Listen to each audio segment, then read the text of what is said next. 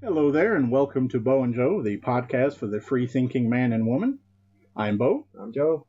And today we have a special edition of Bo&Joe that we want to start making more frequently. Today we're going to have a special guest star. Her name is Pepper. Pepper, welcome to Bo&Joe. Thank you for having me. Now, Pepper, for the folks at home who don't know you, obviously Joe and myself both know you. Yeah. Explain to the people. Let's go with some of your personality traits. I know it seems weird to start with, but interesting. When we jump in, people are going to be very curious as to why are they bringing, for a conspiracy show, we do... Conspiracy? Yeah.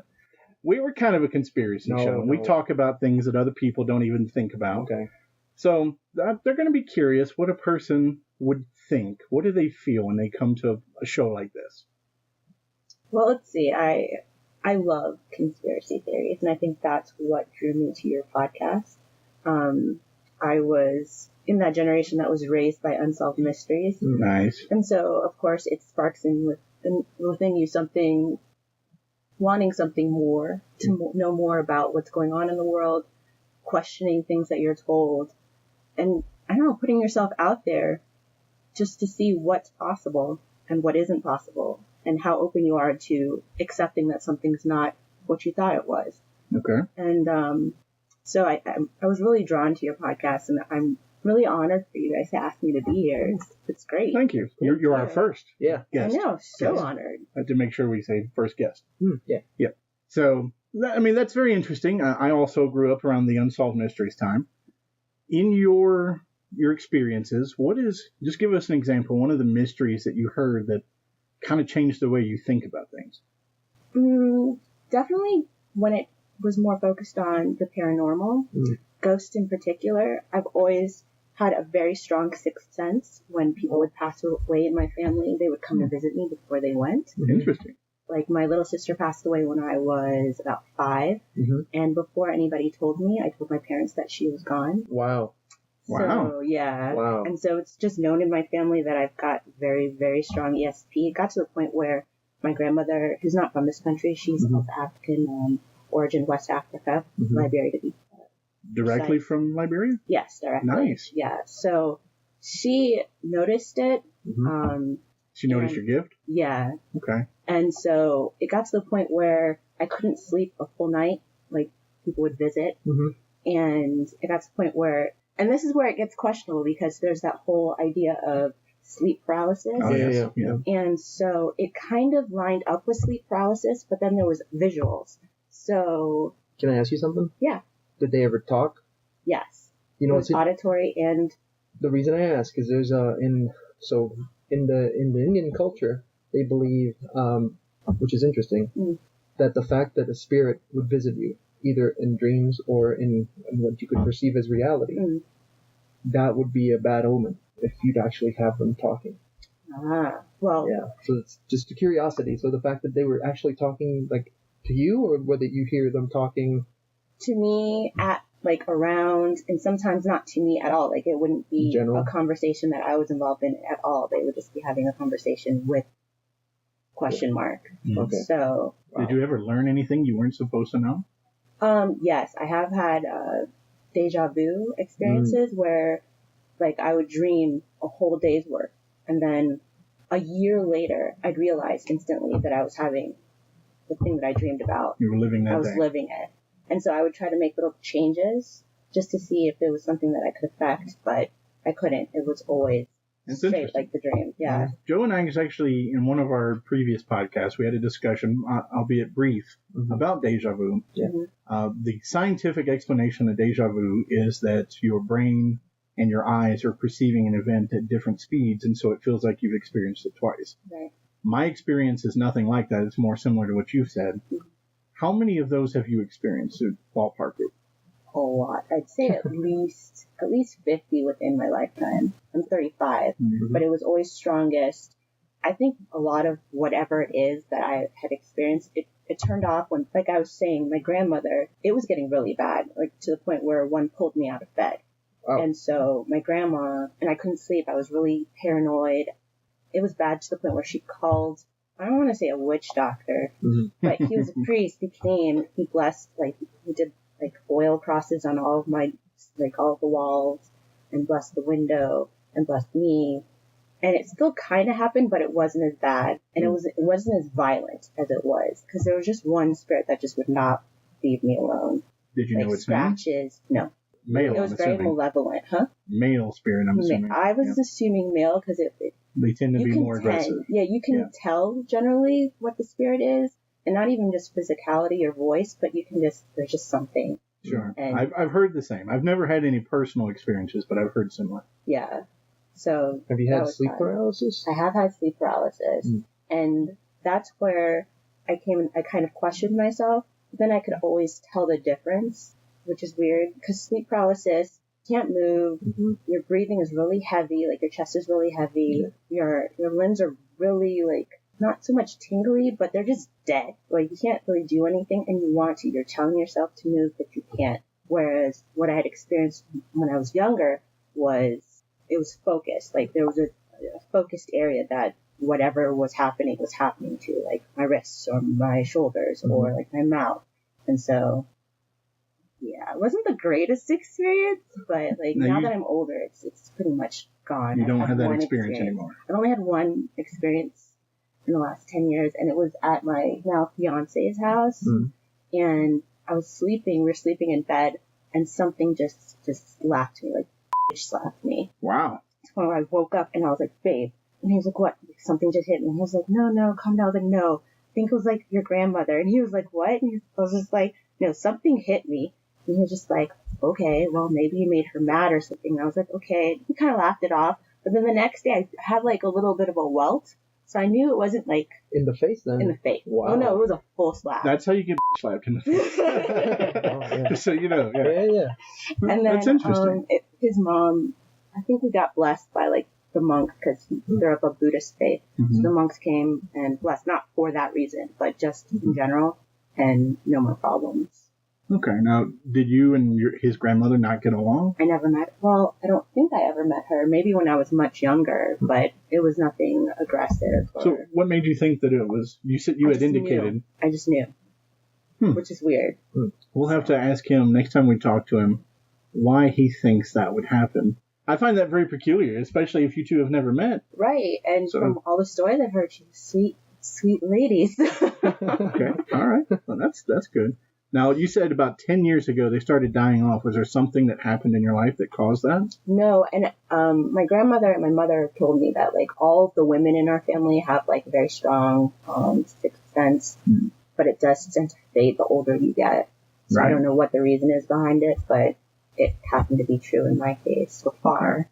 So. I've heard similar, something about a level of cynicism or something as you get older that causes your third eye, if you will, to become closed. On that point, the pineal gland, pineal gland. Yeah. So when you're very young, it's actually enlarged, and then as you grow older, it atrophies slowly until you reach certain ages. A lot of people say that's one of the reasons why that goes away. But that's true. I want to ask one thing: you ever seen shadow people? Yes, like one of the not sleep paralysis events, there was somebody in the corner, and it got closer and closer and closer. Yeah, that was a hold down the mouth situation. So they covered your mouth so you couldn't talk? Say anything. Yeah, so that wasn't fun either. Primarily, like especially when you hear about people that have sleep paralysis, a lot of them, a common theme is shadow people. I've heard. And I have heard that. Very interesting that you say the corners, because usually, almost always, they present themselves in the corners. Well, I mean, and this is just me playing devil's advocate, but traditionally I think people find corners darker than average, and so they're very ominous, especially when you're already afraid from not being able to move. Now, sleep paralysis is fairly common. Yes. That has no paranormal aspect of it. Well, so on that, there's an actual short story from H.P. Lovecraft that talks about a very particular scientist that is developing a way of traveling in between different universes. And I don't want to ruin it for anybody, but I'm just going to say one of the important points about this whole story is that in the end you find out that there's these beings that appear to be shadow wolves or shadow dog-like creatures that only appear in corners. That's interesting. Yeah. I mean, that's literature, though. I mean, Well, but again, we touched upon H.P. Lovecraft, right? Society of the Mist. I mean, that's true. Yeah. That is true. I can't argue that.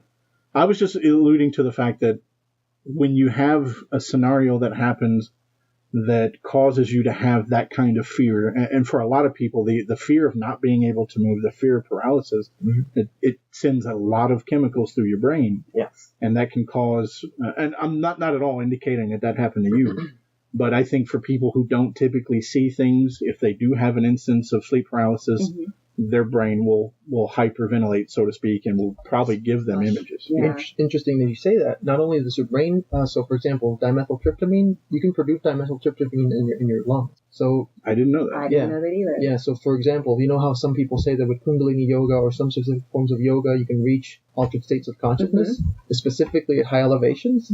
Usually that's tied to the release of dimethyltryptamine from your lungs. So is that similar to what that Wim Hof guy does? Well, no. So Wim Hof, technically what he does is he utilizes a hyperventilation technique to try and has a variety of things. I mean, I'm not going to be an expert on what he does, but from what he talks about, it's more about controlling his own body. So controlling his immune system, controlling his temperatures, particularly his temperature. No, I remember that, but I thought a lot of people who try to do, and for our listeners at home, Wim Hof is Swedish or Scandinavian, something like that. He is a fellow who has climbed multiple ice-capped mountains in shorts, literally no clothes. Oh, okay, so I know what you're talking about, like the monks that go up in the mountains and don't feel anything. He's found a breathing exercise that he does to help him get into that mindset where he essentially hyperventilates, but controls how his brain reacts. And there's a lot of people who do it in practice, or, for example, there's a YouTuber named Mac Lethal who tries to do really long raps, and he tries, record is like 2 or 3 minutes, and he's tried to break it multiple times, and he has to breathe in very deeply and practice this.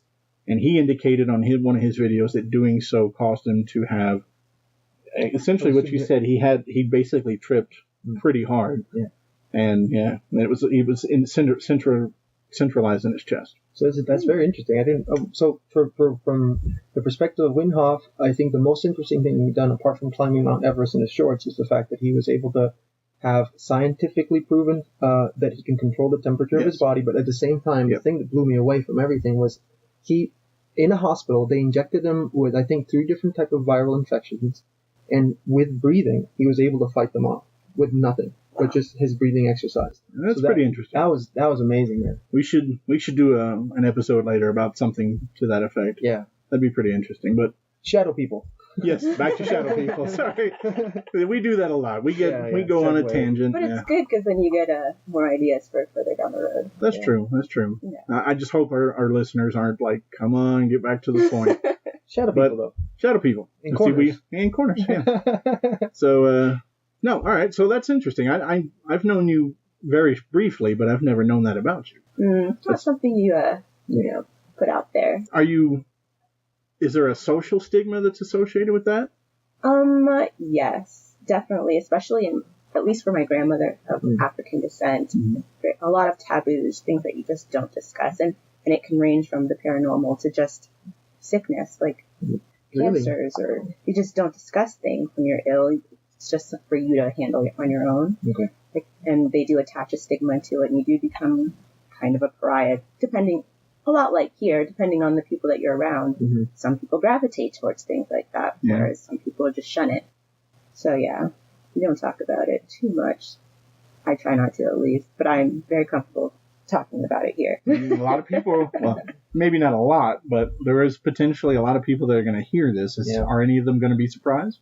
If they're family, probably not, because it's pretty well known that, especially when I was younger, if you're going to go, if I had a dream about you, and and you laughed in it, and that's pretty much in our culture too. If you have a dream and somebody's laughing a lot, that generally means they're going to die. Really? Laughing aspect. Yeah, laughing is really negative in wow. Yeah. That's interesting. Yeah.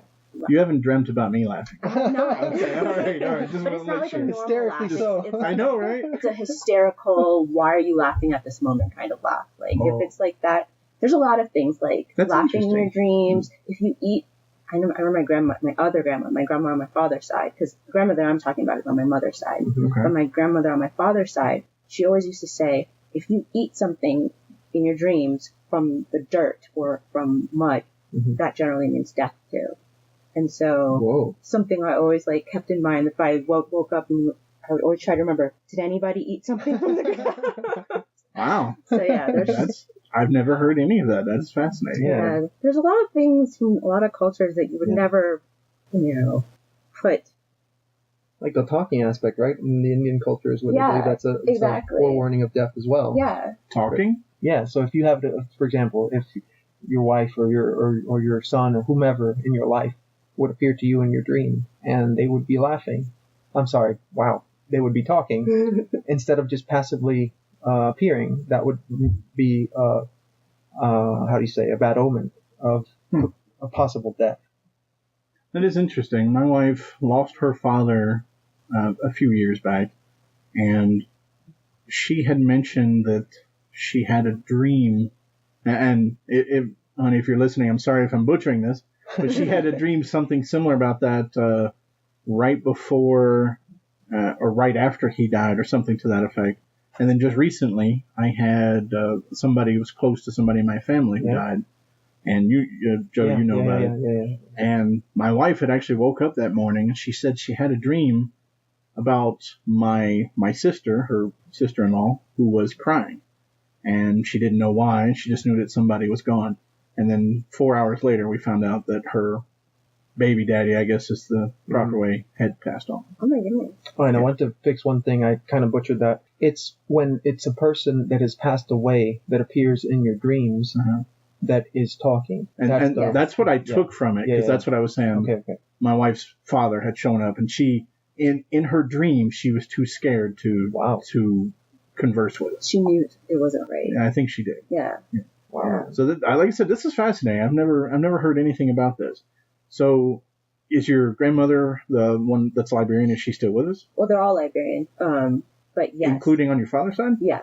Wow. Yeah. Okay. I'm a mutt. I'm a big mutt. No, that's okay. That's all right. But yes, my grandmother on my mother's side is still with us. My grandmother on my father's side has passed. She passed in 2012. I'm sorry for your loss. Thank you. But did she come see you? She did.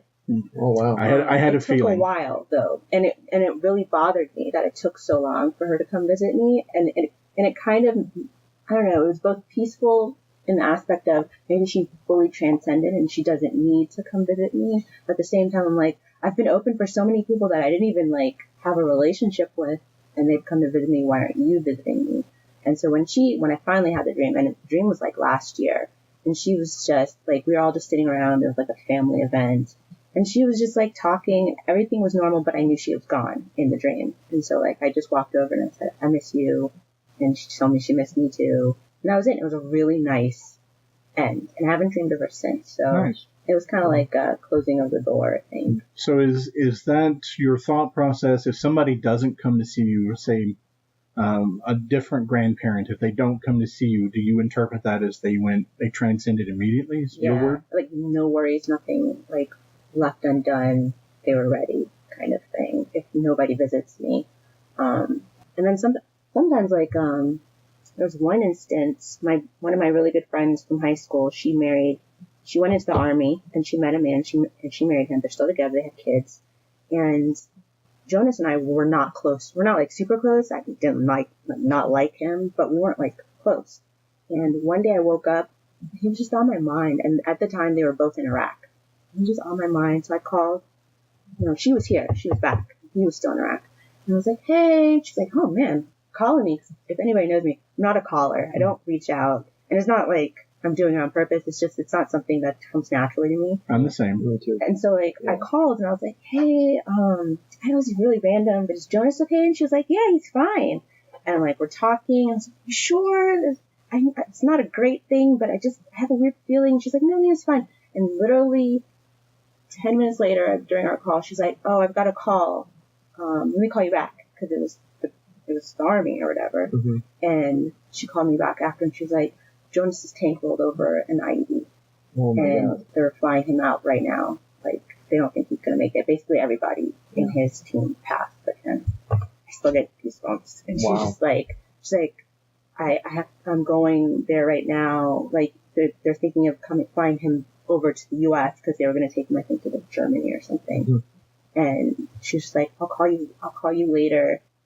And it was just like, it's always stuck with me. Like, that was one I didn't want to know, you know? Like, I don't want that feeling. But he did survive. He survived. I mean, he has brain damage. But if you didn't know him before, you wouldn't think anything was wrong. But his temperament's off. Like, he gets angry really quickly now.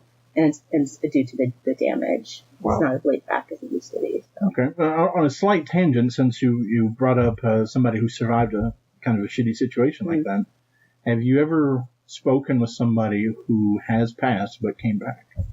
Somebody who had a near-death experience or no, nothing like that. It's generally just the dead ones. Just the dead ones or the near dying, like in that case, Jonas. Yeah. Okay. Can I interject real quick? Yeah, absolutely. So you yourself, have you ever had a near-death experience? I have a lot of near-death experiences. Okay. And on the same line, have you ever actually died? Yeah.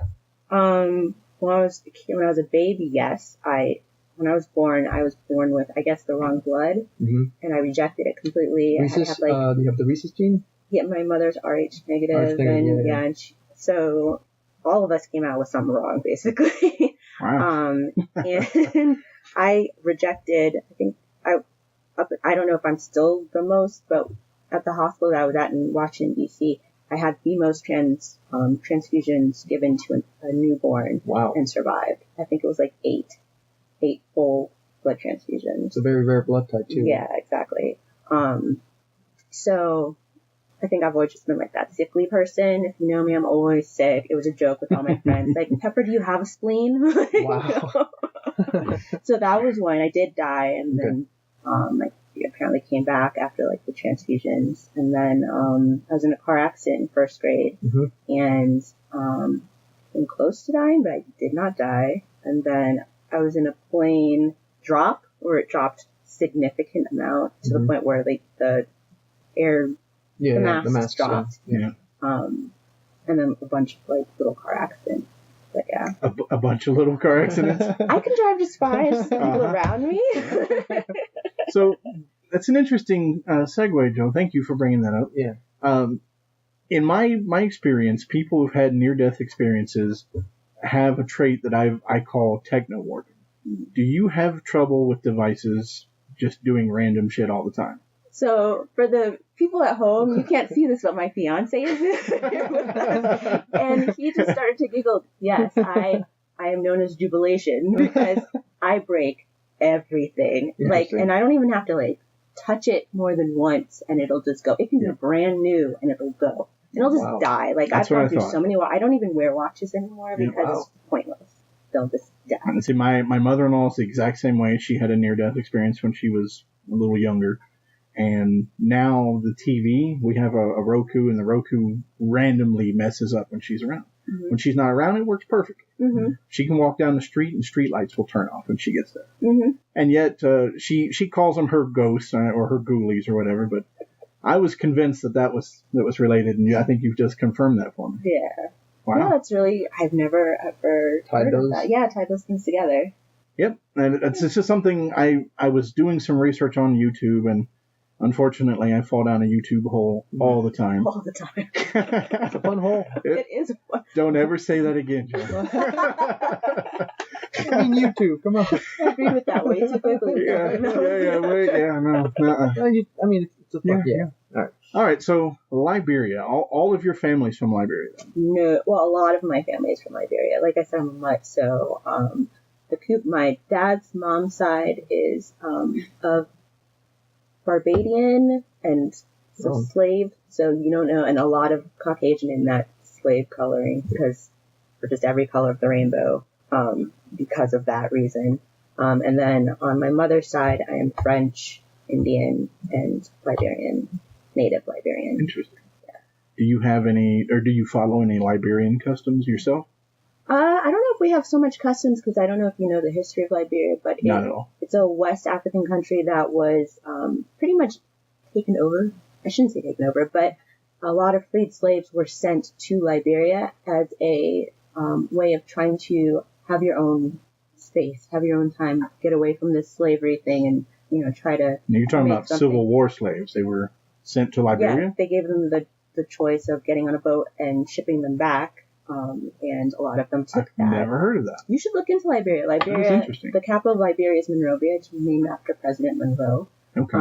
And we had a few civil wars because of this very reason, because slaves that were sent over or came to Liberia and basically set up their own democracy decided to leave out the indigenous people of Liberia. And so, of course, they brought their mentality of, we're lighter than you, we're better educated than you. They kind of made it, you're the slave now to the indigenous. I've never heard of this. So tyrannical sorts. Yeah, and if you ask, because my family comes from, my grandmother's side on my mother's side is of indigenous blood, whereas my father's side is of Americo-Liberian blood. And so they reaped a lot of the benefits, the Americo-Liberians. And even to this day, there is a lot of hostility towards Americo-Liberians.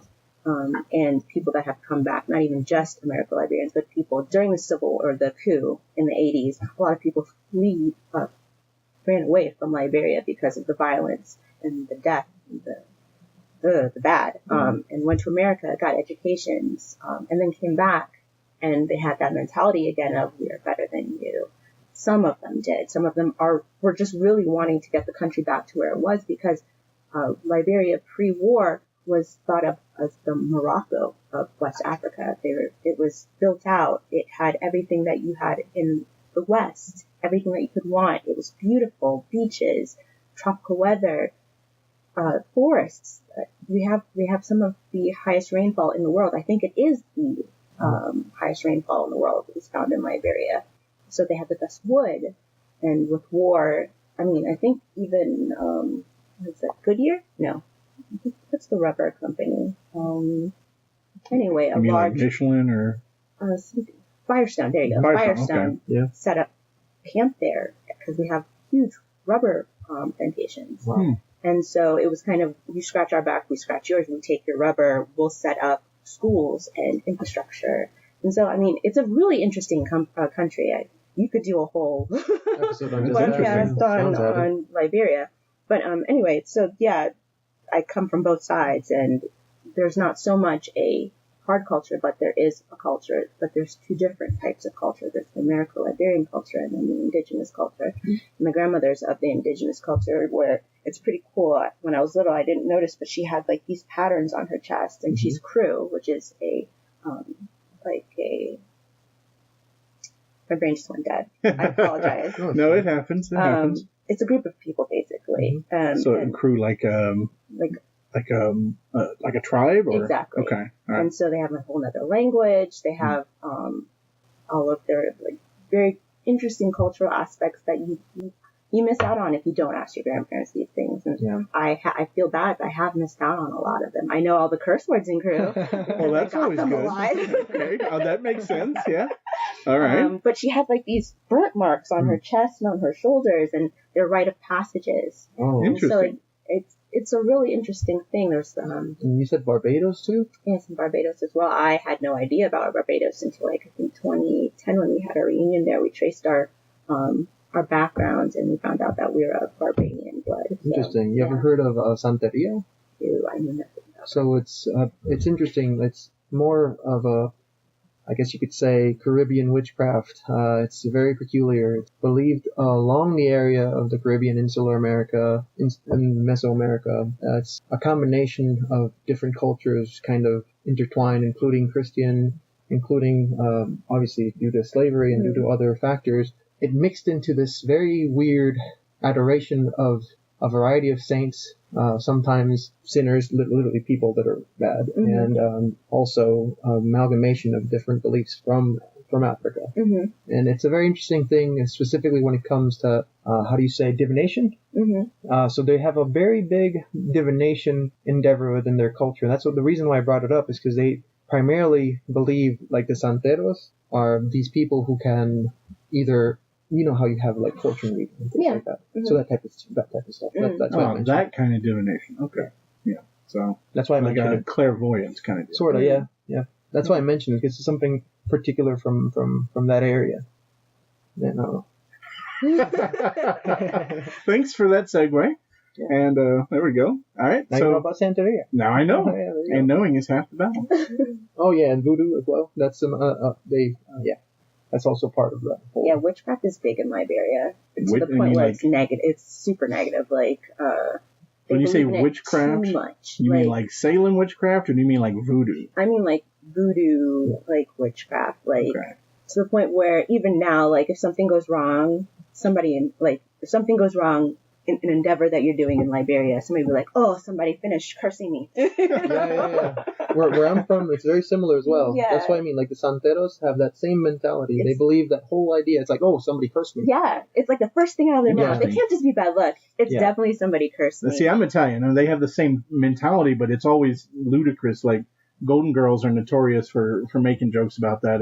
May your socks never stay up. yeah. May your pasta never stick, things like that. So it just, for us Italians, it's more of a joke. But- Okay. So do you believe in voodoo?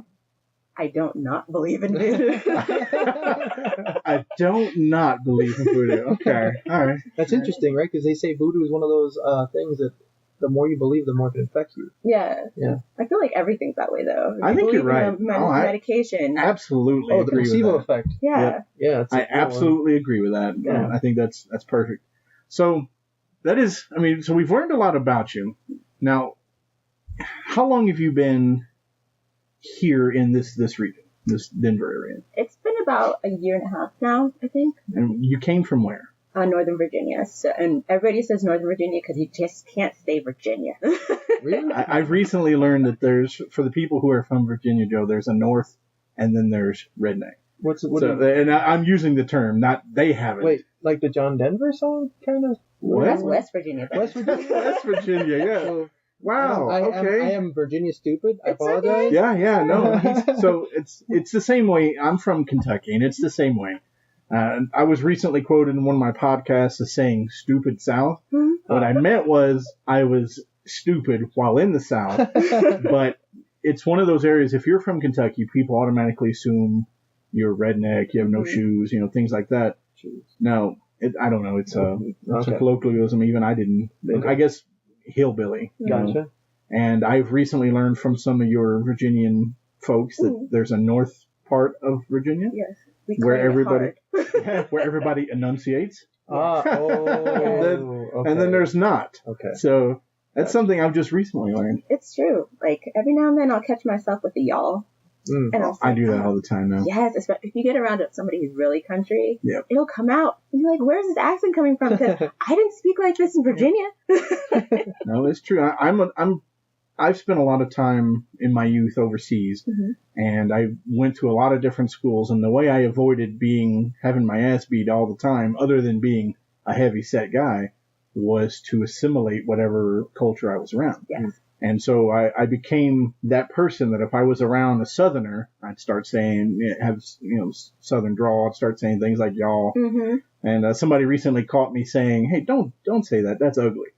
And they were like, "Wow, you're a Southern grandmother now." Southern, yeah. Yeah, it was like, oh, I didn't even realize. You've never heard that before. Just to bless your heart every now and then. Yeah, see, bless your little pea picking heart. Have you never heard the bless your heart stories? Bless your heart, yes. The other one that you said no. Do you know what bless your heart means? You're special. Yeah, Yes. we'll go with that. Yeah, exactly. Yeah. I've read Tom Sawyer. Okay, all right. So your mother was Liberian. Your father was also Liberian? My mother is Liberian French. Okay. My father was born in New York, but was quickly whisked back to Liberia and then brought back for college. He came back for a full ride to Purdue. Why was he whisked back to Liberia?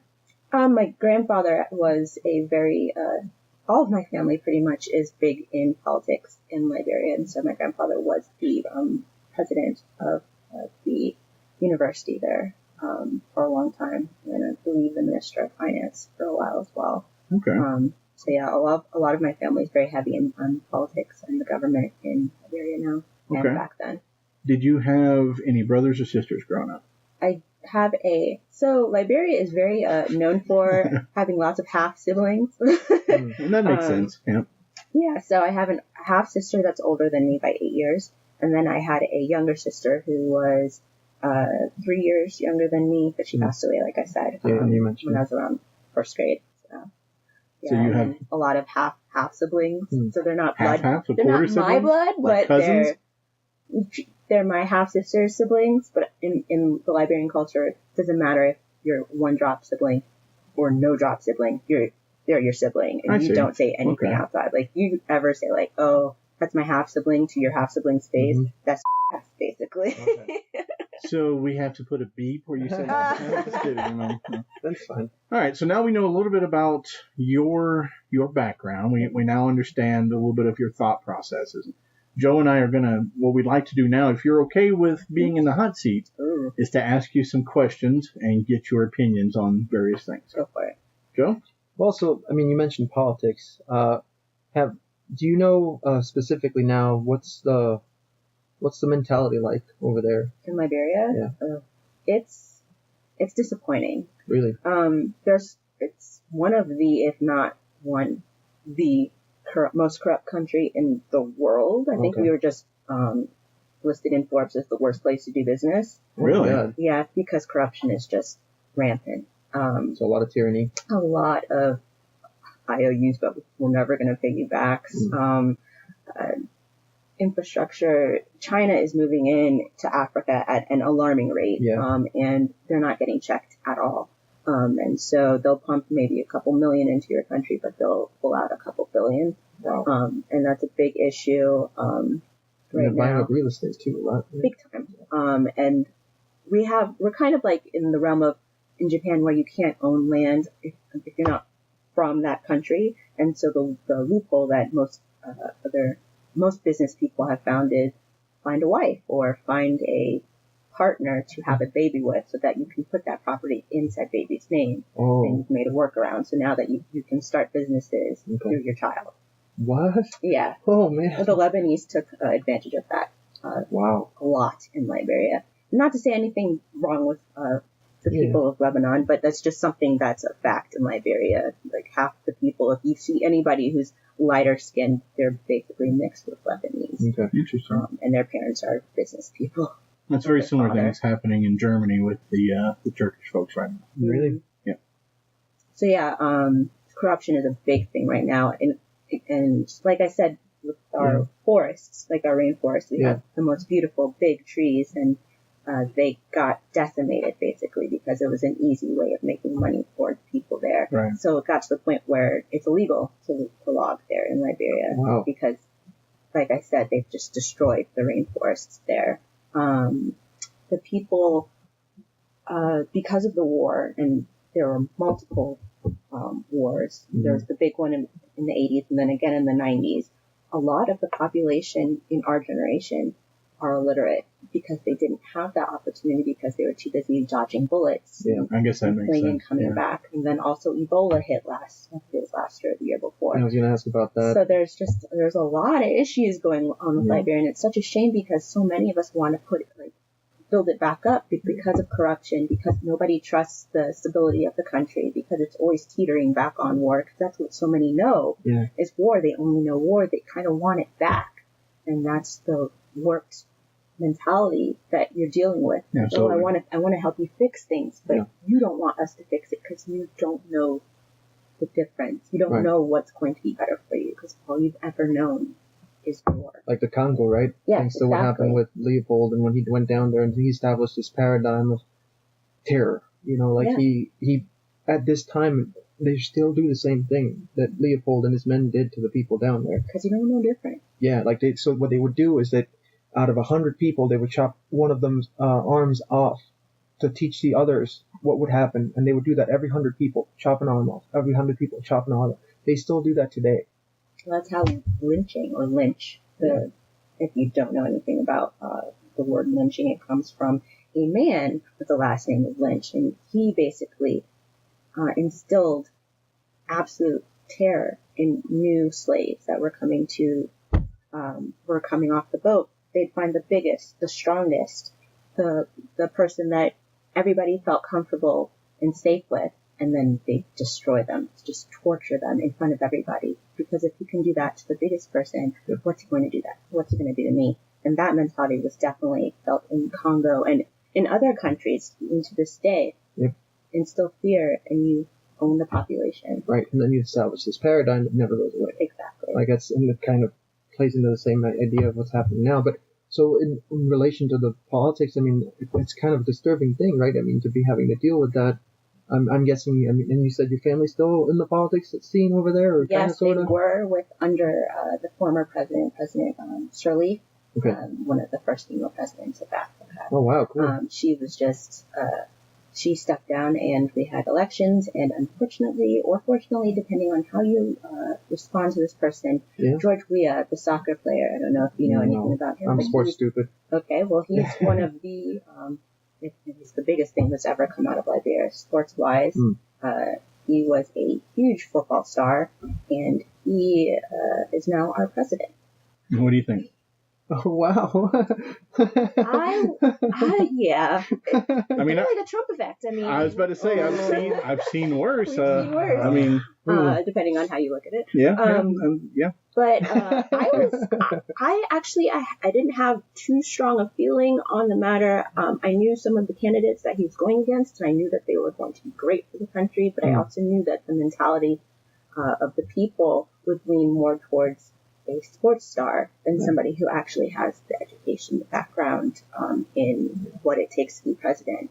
It's kind of a sad thing, right? It's very sad. And I think they're starting to feel that now because his vice president is actually the wife or the ex-wife of the dictator that threw them into a coup. What? And so, it's got a lot of people questioning. Wow. And she still has contact with this person. I don't know if you've ever heard of Charles Taylor. No, I've not. Wow, what? Yeah.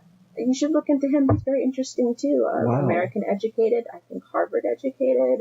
Dang. You can't trust those Harvard guys. I don't know. I'm kidding. Pretty good. Yeah, no, I know a lot of people who are really happy with Trump, and I know a lot of people who are unhappy with Trump. And the same can be said for Obama. Oh, yeah. I mean, who doesn't? Yeah, exactly. So leading up to a question I know that Joe is anxious to ask you, I am connected to you through social media, and you are very proactive, that's the word I'll use, and you're very outspoken about when you feel an injustice has occurred. Yeah. And I applaud that. I think that should always be done by anybody. If you see something you don't agree with, you should say something. Mm-hmm. I get slapped a lot for doing the same thing. So Joe had a plan to discuss some social media effects with you. And my thought process is, do you feel like there's a whole mindset, a community of like social justice warrior? I think it's the term that everybody likes or doesn't like, as the case may be. Social justice. Oh, yeah, the okay, SJW. Okay. So, do you consider yourself an SJW? No, I just try to make sure people know what's going on, and I let them. I mean, I try not to, but sometimes I put my little tagline on top of whatever I'm sending out into the social media world of how I feel about what's going on in whatever posts I'm making. But I try to let it be something that people can make their own minds up about. And I just try to make sure that they know what's going on, because a lot of people don't know what's going on in the world. You're right. It's a sad thing, though. It's so sad. And it's I have to say this, it's a very American thing. We are so stuck on our own country. Yeah. I We're agree. the most giving country at the same time. It's just this very interesting dichotomy. It's like, oh, I'm worried about me, but oh, shoot, that country's going to hell and they need help. Let me send $10. I don't know anything about that country. I don't know. I couldn't find it on a map if you put it in front of me. But I will help them. So one of the things that you do a lot is pointing out some of the, I don't know a proper way to say it, but there's a lot of like cop on black crime and injustice. And there's, Lord knows there's not been any shortage of that in the last 5 years. But what is your thought process? One of the things that I'm interested as your position puts you uniquely closer to it than myself. Do you feel that there is still a lot of racism here in America? Almost definitely. And a lot of people, we can be racist. And when I say we, I mean people of color can be racist, but not to the definition of racism. And when I say racist, I might even just mean stereotyping or prejudice. I think the big word that we always forget is prejudice. Yeah. But they all come together and form racism. Stereotypes, prejudice, ageism. I mean, all those things I agree. lead to or come together and form racism as a whole. Yeah. And so a lot of the times people jump to say racist when really they mean prejudice. I agree. I agree 100%. So, I mean, when we say these things, I think as an African American and someone who has other like factors within my blood and ethnicity, it's terrifying. Really, this country is quite terrifying. I can imagine some elements are. Yeah. I as an SJW would quantify me. I'm a cis white male. Could you define that again? I am a straight white male. So what does cis mean? I have no idea. That's just weird. I think isn't it Caucasian? Yeah, that sounds right. Okay. Yeah. I don't know why they say cis white male, but I thought it meant straight. I'm obviously old and out of touch. So. Well, hey, me too. I don't know what that meant. Growing up, I had, like most children, I had black friends. I had Hispanic friends. I had Asian friends. And I learned that each nationality reacts different. There's a different mentality against things. And I spent a lot of time, as I said, overseas, where I feel like some of the countries I was at are more tolerant of racial differences than America is or has been. But as I grew up into teenager, I started to believe that there was less of an issue with racism than somebody like yourself did. As I remember distinctly recently looking at the Michael Brown situation that happened in St. Louis. I was actually there when all of that went down and then Ferguson rioted. And I didn't know as a white guy, I didn't know how to react to it because I felt like it was a lose-lose situation. And I think a lot of white people probably feel the same way. In most regards, I think white people support things like Black Lives Matter. We believe that there are times when black folk are being unjustly treated or unfairly treated. But I think we also have that mentality where it's almost like we can't win. I'm trying to find the right words. No, I think I know what you're saying. Because there's that anger, that lingering anger towards white people in general. Better yet, I can quantify it in this statement. One person said that you can't tell me you're not racist just because you say things like, I have black friends. And my thought process is, from your standpoint, if you and I got into an argument about racism, and we won't because I think we agree pretty much across the board, but if we got into a racist or a racial tinged argument, how do I convince you that I am not racist without saying something like, I have black friends? Why do you have to try to do that? Well, because I think there's a lot of our listeners who are going to hear this conversation and be like, that's interesting. I don't have a lot of black friends, me personally. But I was telling your fiance, there's a lot of people who will say shit like, I don't see color. I see color, but I don't care. And to me, it's more earnest to acknowledge that. It's part of your heritage. It's part of my heritage. It's part of Joe's heritage. There's nothing wrong with being different shades of skin. But how do I convince you of that when we talk, that's not part of my bias or for any conversational point? I think it goes back to the word racism and the confusion within the exact definition of it. It's a very difficult conversation to have. It's a very difficult conversation, but I think that's where America struggled. I agree. I think America failed in the fact that it never really addressed. I agree 100%. Well, to this day, like when I was living in Los Angeles, one of the things that I kept seeing over and over and over again is, and when you ask if it's still an issue here, I believe it is. One of the things that you could definitely see was every time that you'd see these blockades, or what is it that they're called? when the cops, they have these checkpoints where they're verifying whether or not people are drunk or... Yeah, checkpoint. Checkpoints? Yeah. Checkpoints, okay. So we have a different name for it in Spanish, I couldn't find the word. So almost every single one was primarily, the people that were stopped were of African Americans. Almost all of them. I've seen that, yeah. I mean, literally almost all the people there were African American. I mean, that's, if that doesn't signify... Are these notes for us? Yeah. Awesome. Because you hit on, when I brought up the fact that America really never addressed its issue with slavery and the after effects and the continued, keeping down of a certain group. Other countries have had slavery. Yeah. Brazil is basically made up of, half of its population is of the Atlantic slave trade. So how we addressed it and how they addressed it is so different, to the point where it's not really race. They have race issues, but it's not considered racism. It's more considered colorism there. And for people that don't know what colorism is, it's pretty much seeing something better the lighter that something is. I see. I think that's something that happens here too. Right. In a lot of regards.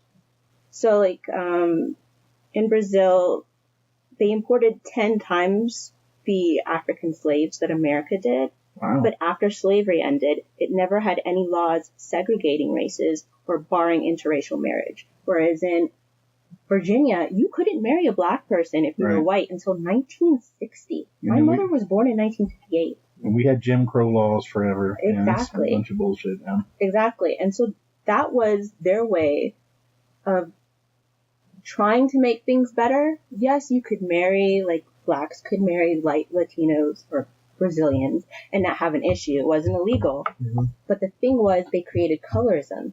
And so the issue was, if you were dark Brazilian of African descent, you couldn't go and get the jobs that you could if you were an indigenous Brazilian. And they still had problems with the indigenous Brazilians, I don't want to say Taínos, Puerto Rican, but...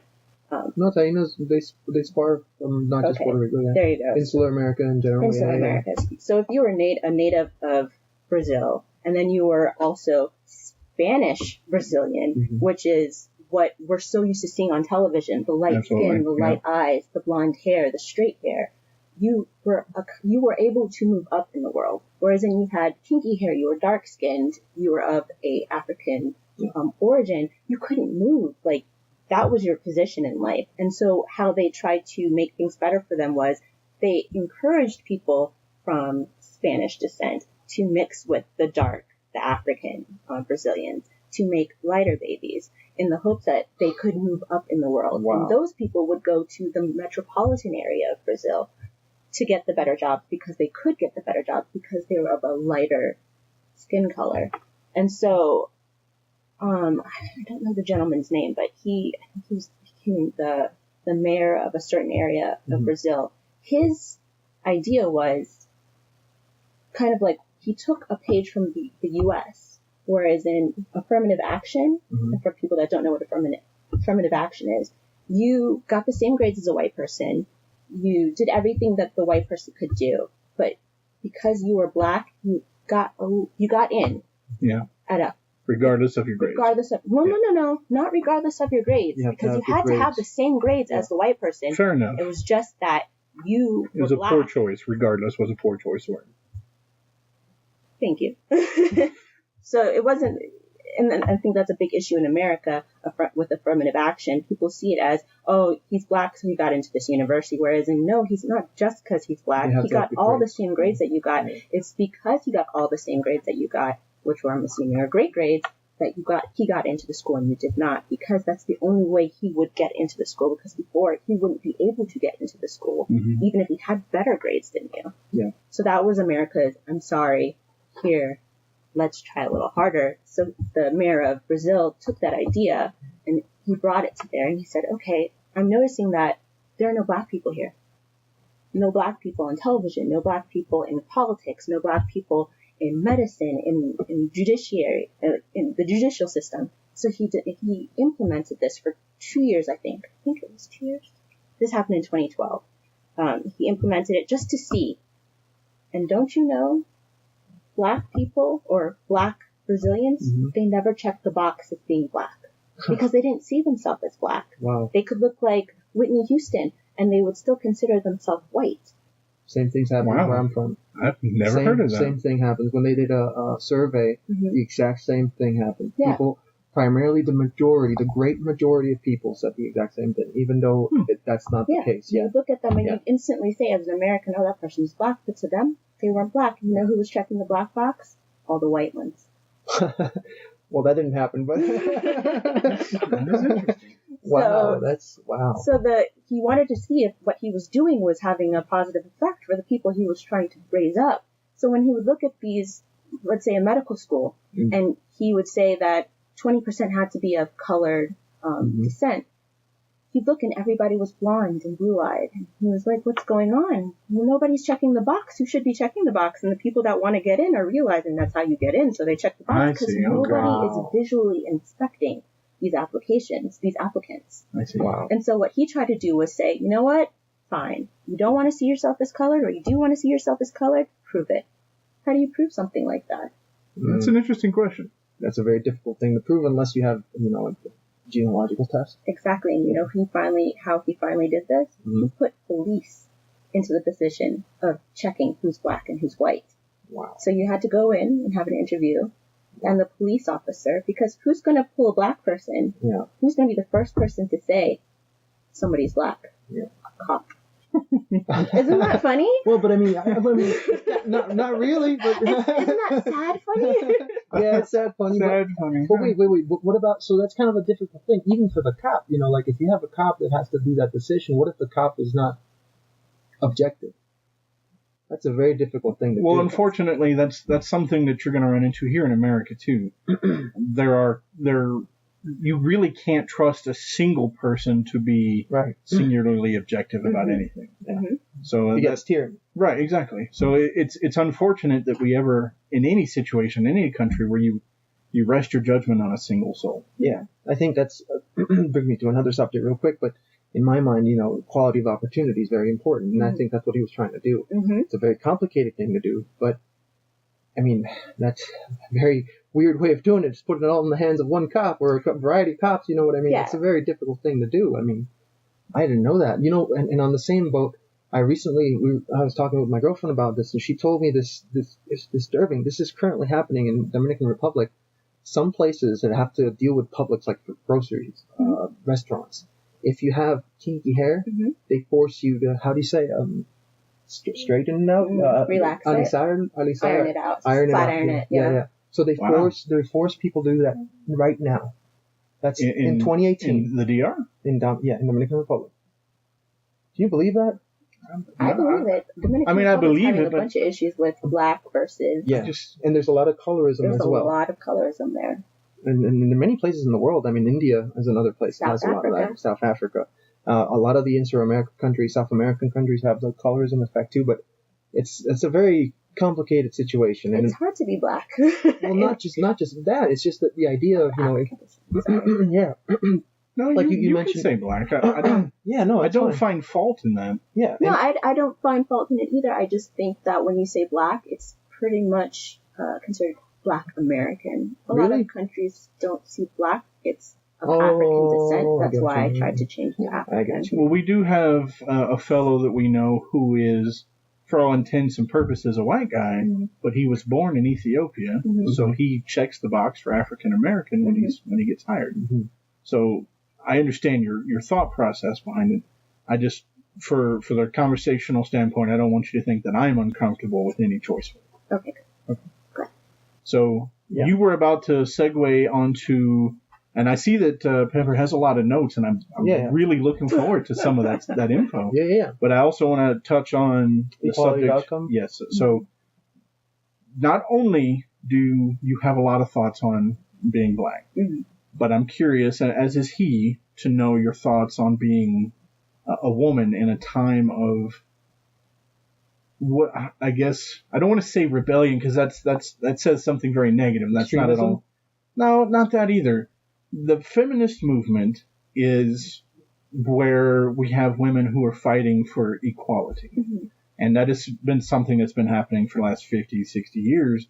unfortunately, necessarily. Mm-hmm. There are some people who take a more extreme standpoint and get either aggressive or violent with it, or say things like, you not recognizing me as superior because I'm a female is violence against me, things like that. It doesn't sound equal there. No, it really doesn't sound equal, but I'm curious, as a woman, have you had any trouble in the last 20 years or so? And I imagine if you did, it'd be in the earlier parts, but have you experienced any sexism against you in, like, the workplace? Maybe because of the position that I work, I've always leaned towards executive assistant work and project management. And so, By choice? By choice, I love it. Okay. I like putting meetings together. I like doing events. I like working with people. I like turning really crabby people into really happy people. And so I've always found that, like, it's a good place to be in. You earn pretty good money, especially for those who choose not to go to college because of cost, debt, etc. You make what somebody who's gone to college makes. So, I mean, it's because of the stress load. It is a very stressful position to be in. But anyway, that area of work, it's always been, you've always found yourself in the realm of sexism because it's considered secretary to the older generation of males. And you're generally not treated, well, I can't say that anymore because it has gotten so much better from what I'm sure women that came before me in this role has had to deal with. But you do tend to have to clap back at a few people, a few gentlemen every now and then who forget that, you can't talk to me that way. You can't touch me. That you earned your place there. Exactly. Right. So you just have to still have to remind a few of the older generation of males that things have changed and you can't do what you used to be able to do to women in the workplace. So you don't have as many issues with younger people like Joe or somebody my age? Every now and then you do get a jerk face who forgets himself, but it's so much easier to, level things out because you've got HR and you've got you've got the legal system behind complete you. axiom that kind of defines the border. Have you been following any of the feminist movement that's been going on in the last 5 years? I Tumble a lot. For anybody out there that doesn't know what Tumblr is, it's a social media that people very freely speak their minds. And I've noticed that there is an issue with feminism, with people of color feminists and white feminists. Explain. It's very interesting. Apparently, and I'm not somebody who knows a lot about this because it's never something that I was too interested in. But the suffrage movement was very, they used a lot of African American, Asian, and Latino women to get to the point where they needed to be. But once they got there, they kind of dumped them, or there was a wall between the women that they were using to help them get to the point where they needed to get, and they never helped pull that wall down once they got over it for the people behind them. And you can see that even now today in equal pay, when they're yelling for equal pay, and you look at it, white women do make way less than white men, but nobody makes less than women of color. Wow. I was not aware of that. Black women make more than Latin American women. Latin American women, I think, used to make more than Asian women, but I think Asian women have now, because a lot of the fields that they get into, not to be a stereotype, somebody who's stereotyping them, but they do tend to get into the STEM fields, which makes more money in general. Okay. So, yeah. So you believe that, and I'm asking because I want to make sure that I heard correctly, you do believe that there is a pay gap between males and females? Oh, there's definitely a pay gap. I don't think that's anything that can be contested.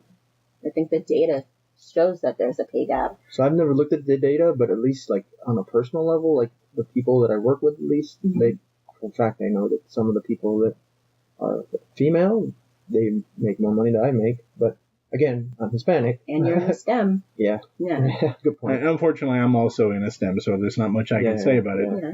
But I had read in multiple different scenarios that the pay gap was actually that was reported that started this conversation was falsely represented, and that it turns out that there's less than $1. And $1? It's less than $1 difference on average between a man and a woman, and with the woman usually being a little lower, primarily because, as you indicated for your profession, most women like to go into, and I believe it's Jordan Peterson is one of the people. Are you familiar with Jordan Peterson? He's a psychologist. It's a professor, or was a professor. I don't know if he still is. But one of the things he acknowledges that women tend to go to be more personal. So things like, you mean the care? Like caregivers. They'll do the administrative assisting. They'll do hospitality. Exactly, things like that. Whereas men want to be more laborious, more engineering. Like, again, kind of like the STEM section. Yeah. So in the past 100 years or so, there absolutely was a pay gap. But I believe that has been alleviated for the most part within $1. Now, to be fair, I've never considered the difference between the races of the women. It's something I've never even thought about. Yeah. So that's an element. That's why we have these conversations, is to open us up to things we didn't consider. Right. So I had one question, like to everybody here. You ever heard of equality of opportunity and equality of outcome, like the one versus the other? So equality of opportunity, I think all of us agree, should be the norm, right? Well, I mean, you make sure that you're explaining what it is. All right, so the equality of opportunity means, irregardless of what you're going for, everybody gets an equal opportunity to try out for it. Right. So let's, for example, a sport, right? Okay. Something I know Soccer. very little about. Let's go with soccer. So everybody, regardless of if you're tall, short, doesn't matter what color of skin you are, female, Black, male, white, doesn't Asian, matter. Right. Point is, everybody gets an equal opportunity. Right. An opportunity to test their... Right. So that's equality of opportunity. And then equality of outcome, as our fair share know, the 20th century shows us pretty much how that ended, means irregardless of that, regardless of how good or bad you are at something, everybody should have their fair share of everything. In other words, Marxism. I was going to say Marxism. Yeah, exactly. I mean, that is painting the picture with a very broad brush. Well, I mean, okay, so let me go into more detail. If you think about it this way, if you have something that is life-changing, let's say that you have to have heart surgery, right? And then you get this society where equality of outcome is the norm. That means that out of the 5 people that are going to do the surgery, 2.5 of those, shows a bad number, 2.5 of those. Wow. Did he hazard? Yeah. 2.5 of those might not be as competent as the other. In other words, equality of opportunity would kind of completely negate your competence. In other words, if we had this one thing that you have to do, the way you would gather it would be a hierarchy of competence, right? What I mean by that is, if you're very good at something, you go up and you become the best, right? And the whole point of that is you're going to get a reward for being the best. So there's the hierarchy of competence, right? Okay. So that's equality of opportunity. Right. That begets that. Right. Equality of outcome would be, it doesn't matter if you're good or bad.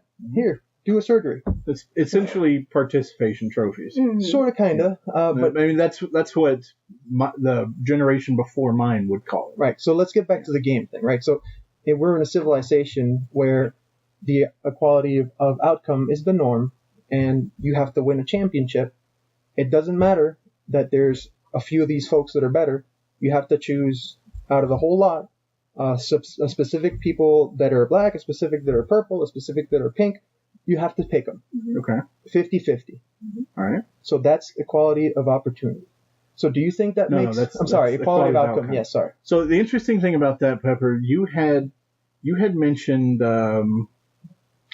affirmative action. So a lot of people would say that equality of outcome is something that affirmative action is essentially a part of. And to a degree, that's right. But it is equality of opportunity, kind of. I mean, I see what you're going. Right. It was intended to be equality of opportunity, but the way it was implemented was equality of outcome. It depends on. To some, exactly. Yeah, exactly right. Yeah. So what are from a feminine perspective, there's a lot of people right now who want equality of outcome from the feminist side. Mm-hmm. I think those people are usually considered more extreme. Mm-hmm. And then there's people who want the equality of opportunity. On Tumblr, have you seen, any examples of this? Mm-hmm. And of course, feel free to share your personal opinion on it. I mean, I've seen in the workforce, where somebody's gotten a position that shouldn't have got a position. Mm-hmm. Right. And I'm not saying it was because of the color of their skin or their sex. Corruption. It was a male that got the position that shouldn't have gotten the position because they were highly underqualified, and there was a highly qualified female that should have got the position. Yeah. And yes, your first gut instinct is, it's because he's a dude. Right. Right. But you don't know. Maybe that person was horrible at interviewing. Maybe true. that person isn't a good speaker. Mm-hmm. Maybe that person just doesn't have it on paper that they're great. But if you know them, you know they know their stuff. Mm-hmm. So it's really hard to be able to say, oh yeah, he definitely got that position because he's a dude, because you don't know all the factors. Mm. But when something presents itself multiple times, it becomes very apparent that that's the reason it's happened. And I think we're getting to the point where a lot of women are just burnt out because they know, they've seen all of these opportunities that position should have been filled with somebody who was not allowed to get to that position because of color, sex. Yeah. And I think that's where we are now. We're getting to the point where it's just becoming too flagrant. There's too many Fortune 500s that are only run by white males. And when you finally get to see a couple, like Dell, I think Dell was run by a woman for a while. I don't know. Yahoo was run by a woman for a while. I remember that, yeah. She went on to something else, didn't she? There was the fiasco that happened. Up. Yeah, there was something under her that went horribly wrong. Yeah. And I remember hearing something about that. There's a lot of corruption, though. I mean, like, in regards to what you were saying, I think the first thing I would think is, if it keeps happening, especially in the same office, there has to be somebody there that's corrupt, in the sense of, if you're not looking at equality of opportunity rightly, there's always going to be corruption.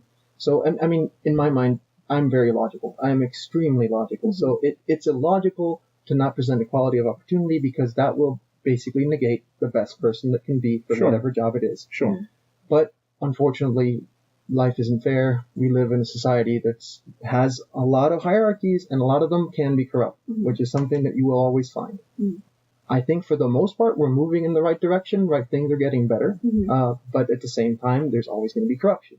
But to me, I think it's a very difficult decision to just completely blatantly say, like, the entirety of people in Fortune 500. And again, I'm not saying this. I've worked in finance, and I know exactly what you mean. It happens.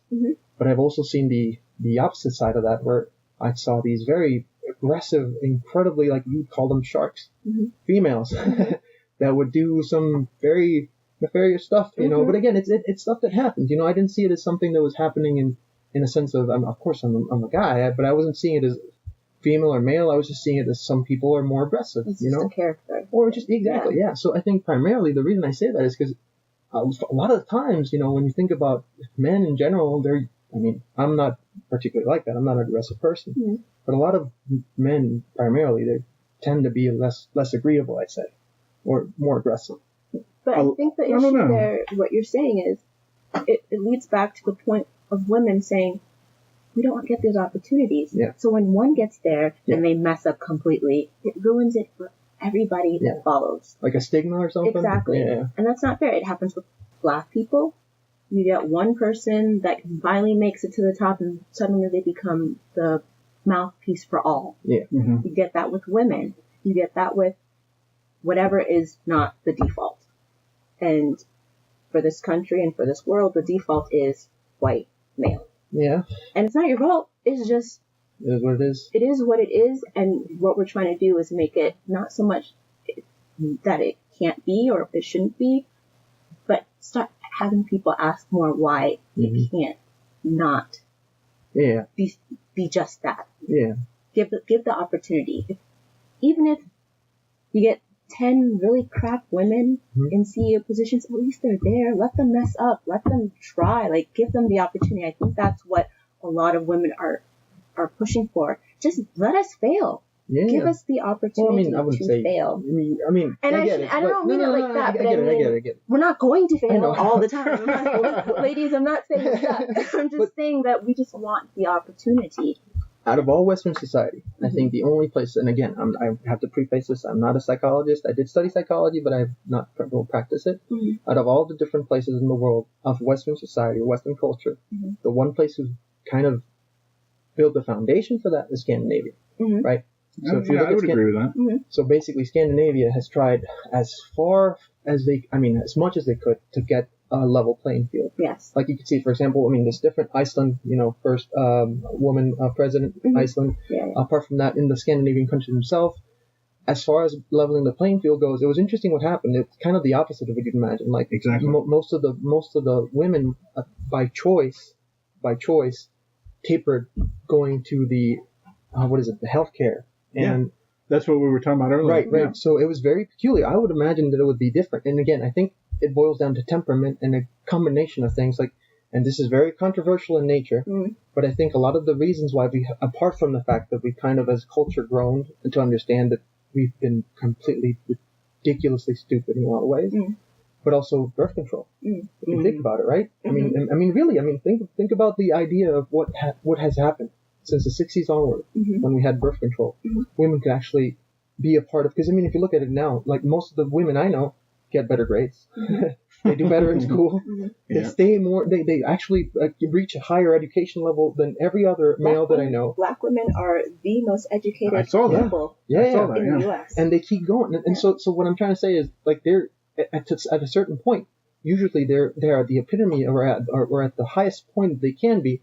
And usually there's, and again, controversial, but there is an innate need, or I wouldn't say need, but I think. You did. Well, okay, yeah, that's fine. But so an innate, I wouldn't say necessity either, something that embedded in your nature, right? Which is, motherhood. To take care of. Yeah, not that, just motherhood. So a biological implication. Yeah, exactly. Yeah. So usually that's where you start seeing things taper off, like where you see that is something part of the pay gap. That is something that's often discussed, is how a woman, and I'm generalizing, but I have to for the scenario, a woman typically in the middle of her career decides that she wants to be a mother, then she has to take time off, and the business ultimately pays the price for that. Yeah. So that was part of the argument of the pay gap when it existed. So I'm just saying, like, birth control helped in that, right? Because women have the honestly, choice. I can't say. Well, so statistically, we can see that it did, because as soon as we had birth control, women had a choice. I can do this now, I see, or I could do it later. No, I misunderstood your reference. No, I understand that. So it helped a lot, and I think that kind of like bridged that gap where sometimes, unfortunately, there was no choice. Like you couldn't say, I don't want to be a mother right now. I want to do it later. You know? So things like that. There's been a lot of things that have changed, but it's a weird thing, like in my mind, if you put, I've known many different folks, women, men, doesn't matter. And I would put any of them in any situation, and all of them, I don't see a difference in my mind in intelligence. I just see a difference in temperament, and I see a difference in interests. So I've seen, it's funny that we're talking about this now. I saw an article yesterday afternoon where somebody had said, right now, if you turn on the news or if you turn on social media, you see people that are completely outraged with political correct mentality and social justice issues and race. I'm going to use the term racism because that's what was quoted, but I'm sure they mean prejudice. And they said that if you turn on the news, you see that it is so everybody's angry about it. They're up in arms about it. But realistically, we have, if you talk to your average person, something like 77% of the average working individual is kind of fed up with PC culture. They're kind of fed up with social justice issues.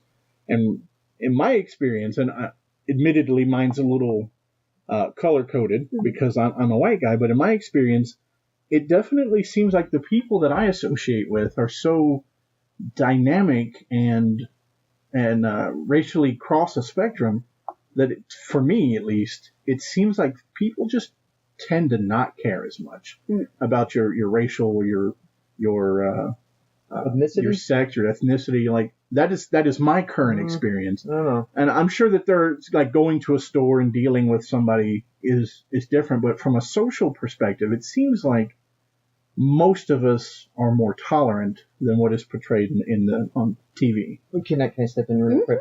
So you know my name, my actual name, Yes. right? When I was looking for a job, and I told you about this. Yes, you told me. In Los Angeles, a primarily Hispanic state. It was a very difficult thing, man. Coming from a place, obviously Puerto Rico, where a lot of people have my name, I never experienced what I experienced there.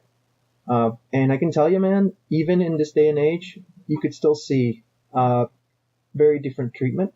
Oh, yeah. Especially if they're just looking at a piece of paper. Oh, yeah. No. And as again, I said that's business oriented. Well, I'm talking more like when you go to a club or when you go out to, I don't know if you do go to a club, but when you go out to like social events, do you still experience the same from your peers? Well, I mean, from people your age. if you include cops as peers, like I said really earlier, don't. Okay. Well, I mean, they can. So the reason I say that, because again, going to places to hang out, right? Right. And you see, what was it, checkpoints, and you see pretty much everybody in that checkpoint again, so you get what I mean? I've known a lot of cops, and some of them are assholes. There's no doubt of that. But that can be said of anybody.